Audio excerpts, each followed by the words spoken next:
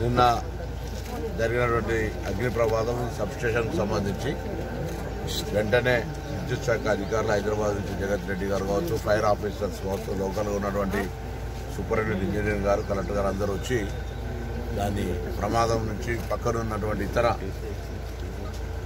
Transformers మీద ఇబ్బంది లేకుండా ఉండే విధంగా ఉండబడేటువంటి లోడ్ 160 and 100 మెగావాట్స్ ఉన్నటువంటి వాటికి ప్రమాదం వాటిల్లకుండా చర్యలు తీసుకున్నారు. దాని తర్వాత విద్యుత్ అంతరాయం అయితే విద్యుత్ యొక్క ప్రమాదం వల్ల విద్యుత్ నిలుపుదల ఆగిపోయిందో దాన్ని వెంటనే రిస్టోర్ చేసి హౌస్ హోల్డ్స్ అందరూ కూడా నిన్న ఇవ్వడం జరిగింది.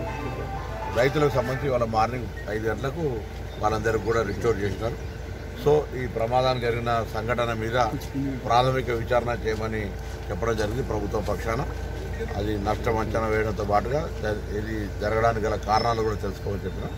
తప్పకుండా ఇది దాని యొక్క ఏజ్ అంటే అది ఎస్టాబ్లిష్ చేసి చాలా కాలమైంది, దాని యొక్క మెషిన్ కెపాసిటీ కంటే ఎక్కువ కూడా పనిచేసింది అనేటువంటి మాట ప్రిలిమినరీగా చెప్తా ఉన్నారు. కాబట్టి సరే ఏది ఏమైనా ఈ ట్రాన్స్ఫార్మర్ ఈ యొక్క సబ్స్టేషన్లో జరిగిన ప్రమాదం వల్ల రైతులకు కానీ కన్జ్యూమర్ కానీ విద్యుత్ సరఫరాలో ఎటువంటి అంతరాయం ఉండదు, ఎటువంటి ఆందోళన చెందని కోరుతున్నాం.